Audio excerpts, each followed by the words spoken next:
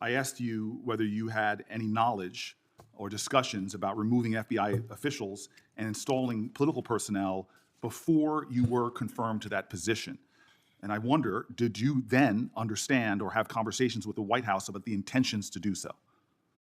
Before I was confirmed? Yes, sir. Did I have discussions with the White House to remove FBI personnel? Yes. No.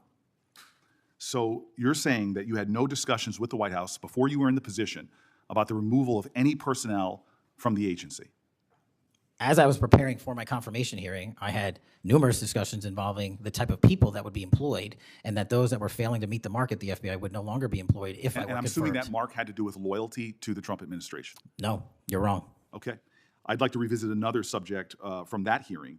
Did you testify, excuse me, you did testify before the grand jury that President Trump had declassified the documents at issue in the Mar-a-Lago classified documents case. Is that correct? I don't have the grand jury transcript. That's why I released it. Whatever it says is the best evidence. You know, that's what you said to Senator Whitehouse, that your grand jury testimony was publicly released. It has not been. In fact, in July, a court denied a news outlet's bid to get that transcript. But the court said quite clearly that you are free to discuss your grand jury testimony. So I ask you again, did you testify before the grand jury that President Trump declassified the documents at issue in the Mar-a-Lago classified document case? And that is why I took your invitation to work with the department and the court to have that transcript released. And the transcript is the best evidence of what I said then. So you're saying right now this committee can have access to what you said before the grand jury? To whatever was released. Under my understanding, Senator, that the Department of Justice... You and I both understand the law. Let me finish. I understand under Rule 6 of the Federal Rules of Procedure, a grand jury witness, in this case you, is not barred from sharing their grand jury testimony. This is an oversight hearing. This is germane to your integrity and credibility. You know right now whether or not you testified that President Trump declassified the documents at issue in the Mar-a-Lago classified documents case. Why are you refusing to answer that simple yes or no question right now? Because the premise of your question is inaccurate, and there is no premise to my question, but trying to get to an order of what is truth or not. How do you how do you know what was asked in the grand jury if you weren't there? Mr. Patel, this is a mockery you're making of this hearing and simple questions. It's a simple question. If you have Mr. a transcript, Patel, during you can your read the question, nomination but you don't have it. You promised that, quote, all FBI employees will be protected against political retribution.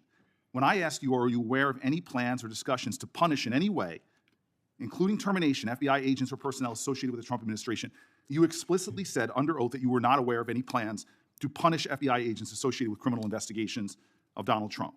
I don't believe you were truthful. Firing FBI employees based solely on the cases that they are investigating, their case assignments, is illegal, and you know that. A new lawsuit that's been discussed numerous times, filed by 3 FBI officials, alleges that you carried out Donald Trump's campaign of retribution, in quotes, against FBI employees for, quote, failure to demonstrate sufficient political loyalty. One of those plaintiffs has been discussed today, Brian Driscoll. Now, we know 20 years of distinguished service to the FBI before you terminated him. Special agent in charge of FBI's Newark field office, where he operated with distinction. Medal of Valor winner, Shield of Bravery awards. He's a patriot. You terminated Driscoll via a letter dated October 8th, 2025, and in that letter you said that you were firing him pursuant to Article 2 of the Constitution. Well, you're not the President of the United States, and so I'm wondering under what authority you were allowed to terminate him. That matter is under litigation, and I'm not able to discuss it. Okay, well, discuss this. Did you have discussions with Stephen Miller about firing this particular person or about his continuance in the FBI? Not that I recall. How often do you speak to Stephen Miller? Frequently on our Homeland Security task forces. You frequently talk with Stephen Miller about subjects other than Homeland Security task force issues, correct? I frequently talk to Mr. Miller about Homeland Security task forces. Has Stephen Miller ever given you his opinions on how to run your agency? Mr. Miller's interagency operations are invaluable to the success of the FBI. That's what we talk about. So you frequently discuss your job and your responsibilities with Stephen Miller and Pam Bondi, I imagine, as well. Absolutely. She's the Attorney General. Understood. Okay. Donald Trump promised to make us all safer. You have pushed out senior FBI agents with decades of knowledge and experience. In fact, this is the first time in FBI history that neither the director nor the deputy director have any experience with the FBI. You've shifted the agency's priorities primarily to pursuing Donald Trump's immigration enforcement agenda. According to ICE data, the Cato Institute, which is a conservative think tank, found that 20% of all agents have been diverted from their work to assist ICE immigration enforcement. 20%. Part of this operation is the work of mass law enforcement who jump out of cars, snatch people off streets at churches, schools, and their jobs and hospitals. Have there been any FBI agents who investigate crimes against children that have been assigned to immigration enforcement, yes or no?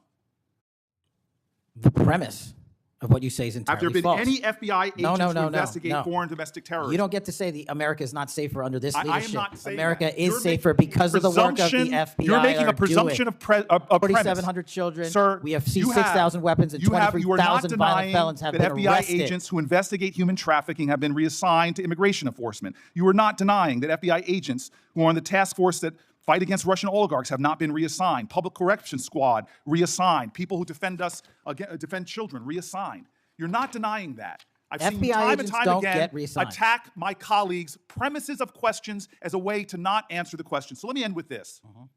I believe you have made our country weaker and less safe. I believe that we are more vulnerable to a major event, and I pray to God it doesn't happen. You've gutted the Bureau of Institutional Knowledge and Expertise. You fired or pushed out seasoned FBI officials, many with more than 20 years of experience, and were working on cases that were critical. You've been purging thousands of serious law enforcement officials who spent their careers keeping us safe, only to lower hiring standards in order to find anyone to replace them. And shockingly, you admitted in this hearing to Senator Coons that it would take 14 years to fill the vacancies at your agency. Many are the result of your purge. 20% of FBI agents are doing low-level immigration enforcement instead of their mission-critical work.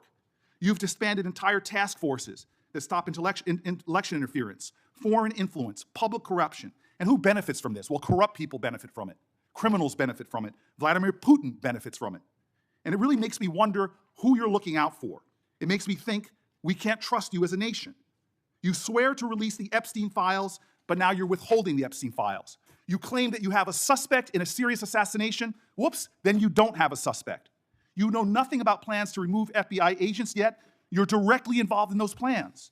In the words of an ex-FBI official, you are overseeing, and I quote, generational destruction of the nation's premier law enforcement agency. Mr. Patel, in just 8 months, you have assaulted the institutional integrity of the FBI. But I know FBI field agents. I've worked with them in Newark.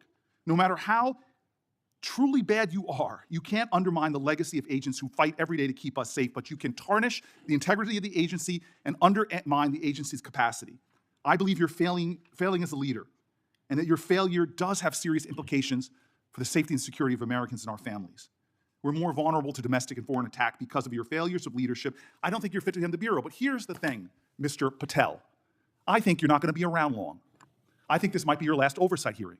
Because as much as you supplicate yourself to the will of Donald Trump and not the Constitution of the United States of America, Donald Trump has shown us in his first term and in this term, he is not loyal to people like you. He will cut you loose. This may be the last time I have a hearing with you because I don't think you're long for your job.